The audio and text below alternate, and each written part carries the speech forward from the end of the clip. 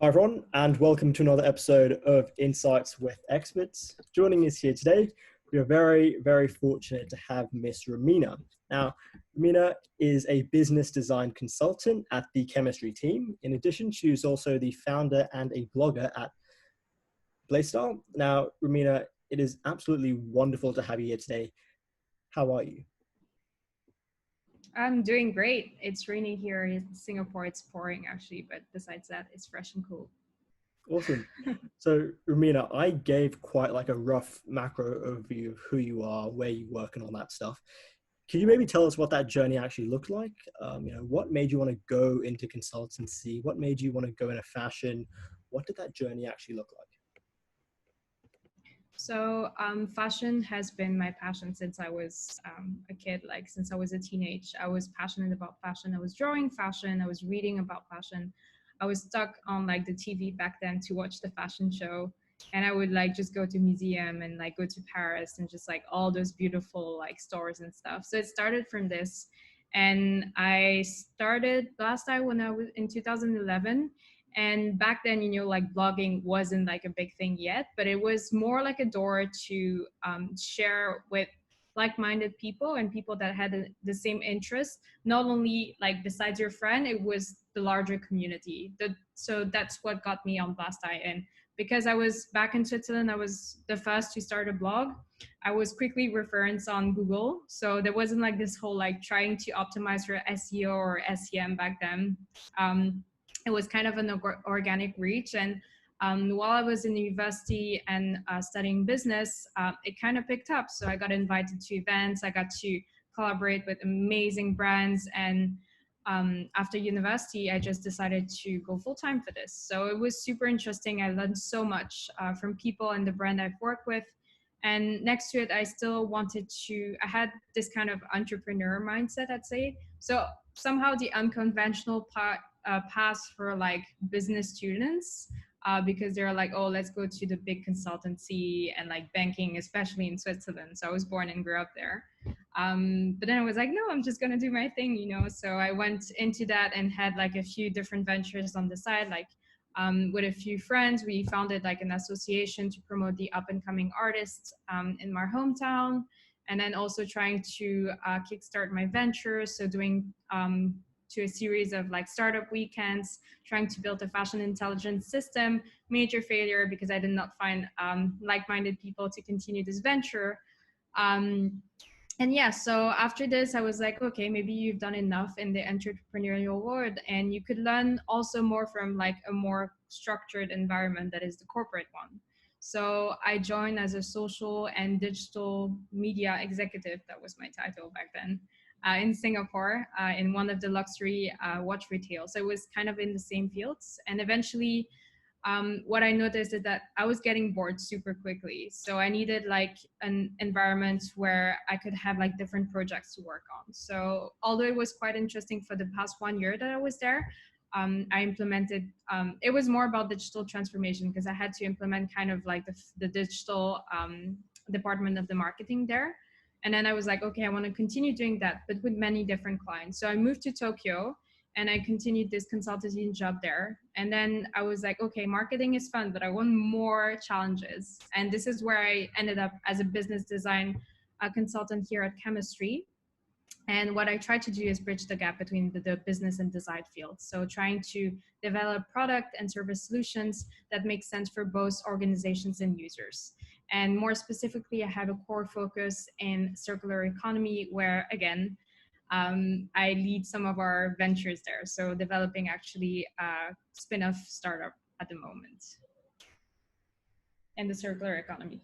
Yeah, that's That, in a long nutshell.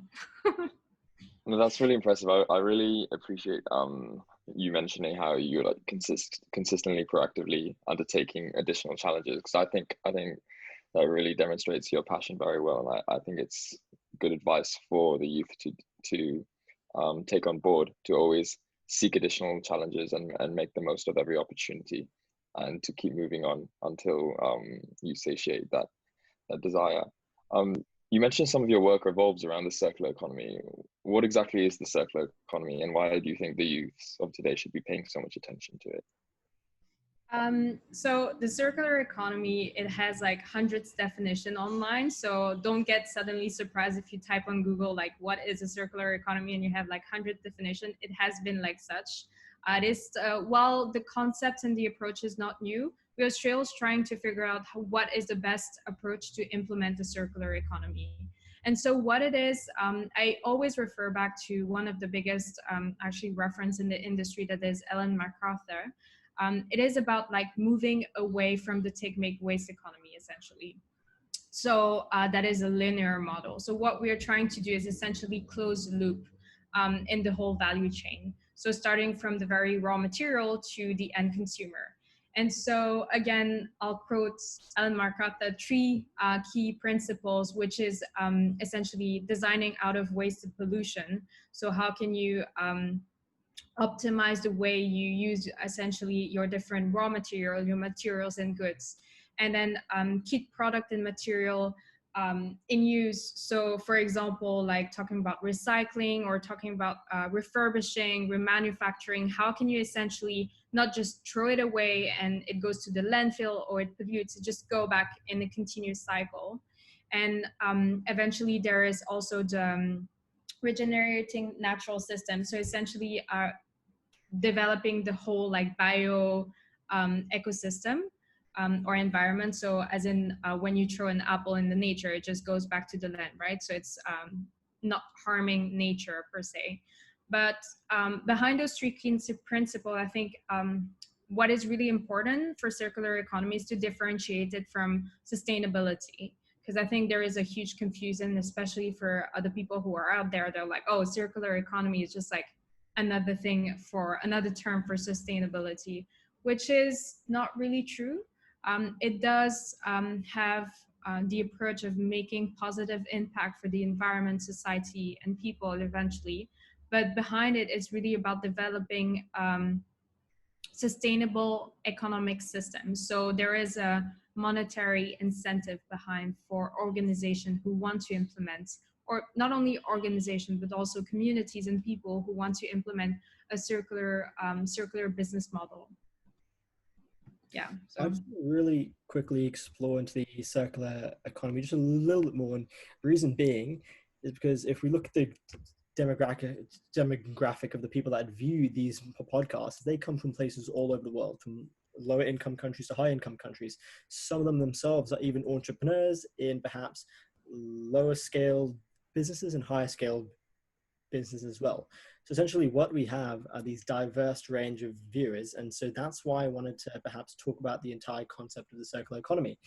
Now, famous economic models, for example, like the economics Kuznets curve, essentially explains in short that to achieve that, for an economy or for a firm to successfully achieve the circular economy, they would have to be at a certain level of scale because it's relatively expensive.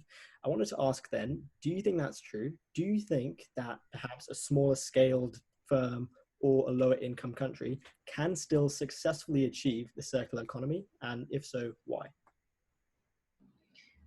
That's a tough question. And I don't think there is like I think it's a challenge for everyone who want to, big and small organization who want to invest in developing circular business model. I would say like bigger organizations play also with a higher, they have higher resources to work with. So especially also wealthier countries have higher resources to work with. So I would guess like it is more challenging for smaller organizations. I wouldn't guess it. It is more challenging for economic developing countries or smaller organization because they also have like bigger challenge at hand that are just immediate challenge, right? Versus developing circular business model as it is right now, although sustainability has become like part of organizations' agenda, it is still not the key priority in terms of budget allocation. So for example, just looking at marketing, right? While people talk about like, oh, we want to do circular economy, etc., it's more a little bit of greenwashing behind, because what are actually the steps that you're taking in order to develop the circular economy? Just by the fact that you're promoting your product or your services as it is, but just adding the green, like, oh, we're trying to be green, we're trying to implement like circular economy doesn't necessarily mean that actually why aren't you like investing those $10,000 in your marketing budget in order, instead of like printing those flyers that tells that boast that you're a circular economy, why don't you invest it in, like, for example, digital means, developing like community or community growth differently, right? That's a marketing example. But I think generally speaking, in terms of like smaller organization or developing countries, they should be able to do it. It's more like, what are your objectives of an organization? And that is like, I think, something that's most important. So everyone can do it. It's more like, what is your immediate objectives and goal?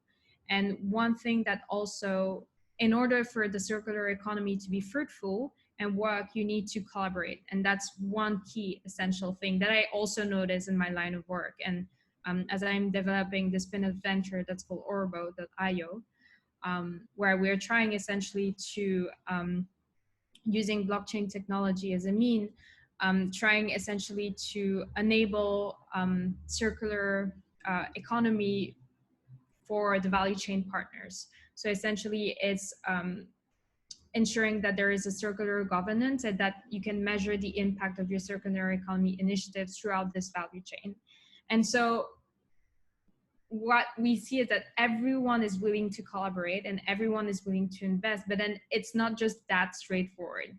You need to be able to think like, what is competitiveness can become collaborativeness over time. Not sure that's the right term.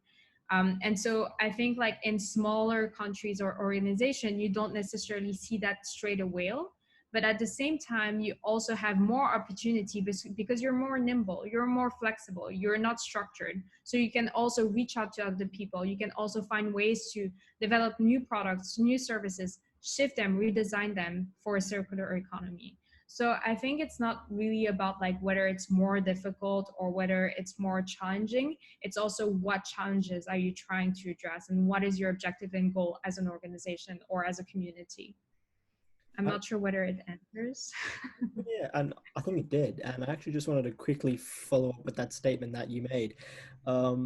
Because you've also immersed yourself in the fashion world as well. I wanted to ask, do you try to incorporate this whole circular economy, sustainable, vibe into the work you do in fashion as well? Because I mean, fashion, there's been lots of talk about it lately as well in terms of how we can make it sustainable. I mean, it's this massive $2.5 trillion global industry, and there's lots in it. There's lots of things coming out of the news as well about how that actual fashion is made and whether it is sustainable or not. So I just wanted to get your opinion with that in terms of fashion. Like, do you try to implement that in your work? So, and it's an interesting question because I've slowed down my blogging activities or influencer, how they call it, activities, because of that. Because I was picking up more and more an interest in sustainability and circular economy. And what I was talking about and what I was sharing about was promoting essentially consumption the wrong way and the way I wasn't doing it. So, like I was receiving tons of samples, and I'm not going to complain because that's awesome, right? I was working especially with amazing brands like European brands like Zalando, H&M, I mean like L'Oreal. What a girl would dream, and over time I was just like, I'm receiving like so many mascaras, so many lipsticks, and I only have one lip, like I only have two lips, right? So there's only that much lipstick you can wear or that many clothes you can wear. As much as I love fashion still, it just didn't reflect what I was doing. And so that's why I slowed down. And I was kind of like, I need maybe some time to reflect. So it's been like 2 years now that I've mostly slowed down, focusing on Instagram. And in fact, I'm trying to find a way to reintroduce and talk about my experience, what I've picked up over the past 2 years, working in people in circular economy, different domains as well, and also across Asia.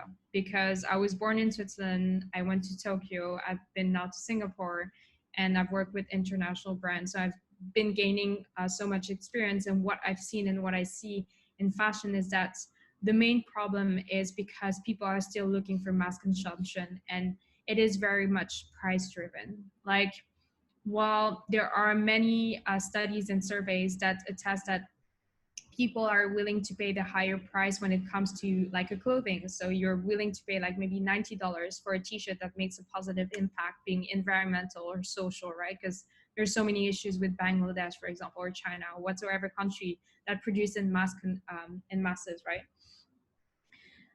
In the end, what people do is they really go to Uniqlo or H&M or whatever like affordable brands they are, and it's not their fault, you know. Like, I mean, if you don't have the money to afford a higher price t-shirt, then you're not going to buy the sustainable option. And I think like we have to find a balance as organization and people, how to adapt our current consumption model, because what was introduced in the past like 2 centuries was not the case in the past century. So from the 19th years, right?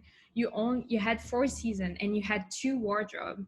Like in 1980s, like you had your couturier that would come at home. They would like take your measurement and like you do your whole wardrobe. So it was like a totally different concept, and you did not have like consume. And I think it's fine like to wear your t-shirt for 5 years. Like, we're not gonna judge you. But no, because of social media, it's become a point of judgment as well. So I think there is this whole like reflection that we have to make around like, how do you approach fashion, right? How can you find healthy way to consume fashion for yourself, and as an organization, how can you make it simple also for those people? Because as much as like you're an organization, there are people running this organization, so you're as much affected as another consumer. You also shop for clothes, it's an essential, right? So I do think like there is a huge, and it's a huge challenge right now, because like you were saying, fashion is such a huge waste producer. I mean, like look at Burberry and their inventory, H&M. They're like they have the highest inventory and ever. You have then so many like Chinese brand like that are leading like this mass consumptions, even in electronics as well. Anyways, I can get super excited about this topic. So No, I find that really interesting how you mentioned how social media has played a massive part of driving this uptake in consumption. You know, it's this we're appealing to consumers to constantly sell more products and everything. How have you found social media helping to leverage your business? You mentioned that transition from blogging to Instagram. What are the benefits you've seen from digitalizing your business in that way? well, from the beginning, digital allow you to break the boundaries and limitations that you have in a physical setting. So you can reach out to any target audience that you have or that you've set, right? You can reach out to across the borders and different people from different walks of life. So I think like as a business, going online and digitalizing your business is so more than relevant, especially during those strange times where there are so many economic lockdowns on and off. We never know what's going to happen in the next month or in the next weeks, right? Being digital allow you to reach out and make sure that you can keep on doing your business. And but that side of it, you have to be able as well to be flexible and have flexible in terms of operation, and also how you define your product or services. So for example, blogging was not really relevant as it is right now, because I was more sharing about content, visual contents, and a bit of copy as well. I mean, a lot of copy as well. But people are more consuming like videos. I mean, look at TikTok, it's so fun. Then you have Instagram, etc., right? So I think that was just the right move, because I wanted to create quick content that people, bite-sized content and information that people could read. But I've noticed that people also do enjoy going to website, not necessarily blog per se, but at least like have a platform where they can read. So does it need to be a blog, or can you use other medium, like actually Medium, or like other like news article? I don't think we need to reinvent the loop again and like create new blogs, etc. But I think again, you can collaborate and find like people you can share it with, like on podcasts, etc.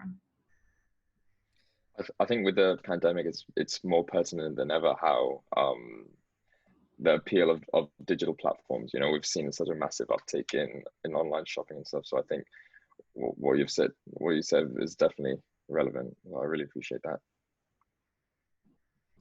I just wanted to explore a little bit further because what it kind of came off to me when you're answering the first question, which I asked you, is there's kind of like a Bruce Wayne kind of vibe in the sense that you have this one aspect of your life and it's like, you know, fashion, blogging, all that stuff. Then you've got this other aspect of your life and it's like corporate consulting and all that stuff. And I wanted to ask you, have you found that that's kind of helped you in any way, having these two separate initiatives or just having multiple initiatives as a whole? And would you recommend it to perhaps the youth to take on multiple things at once? So actually when,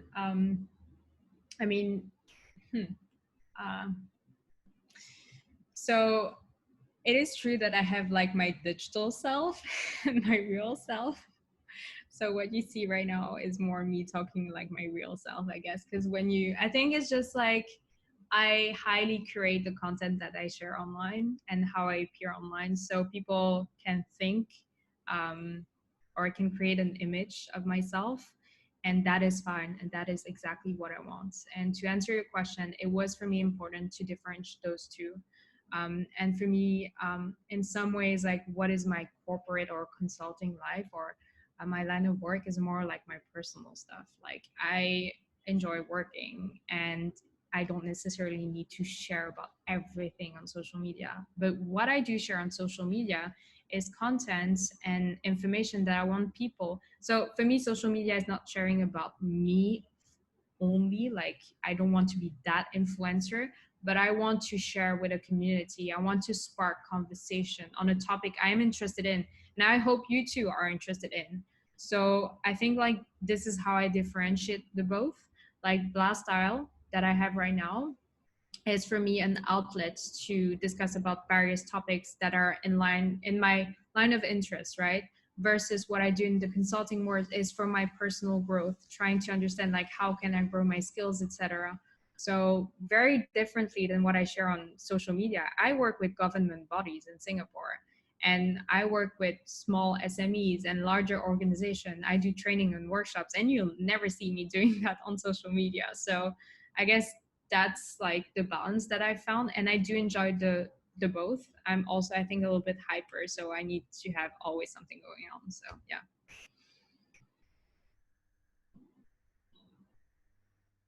That's great. And if you could leave the youth with one piece of advice, what would it be? So I'm not wise enough to give too many pieces of advice, but I'd say like one thing, like don't dwell on an idea, just go for it and do it. And because of social media, because there are so many like 7 ways to become successful or like 7 habits that entrepreneur do's, like maybe they might not be yours, so it's fine. And pursue your ideas, invest it so that you don't regret.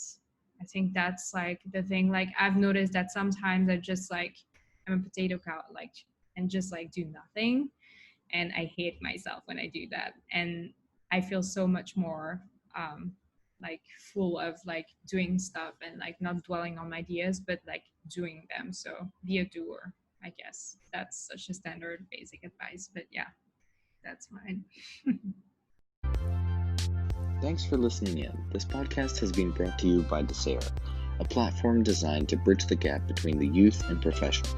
You can read more about us at desire.org, and you can also check out the section titled Insights with Experts, where you can submit your questions that you might have for future experts and industries that you would like to learn more about. And you can also refer in any experts that you might know yourself.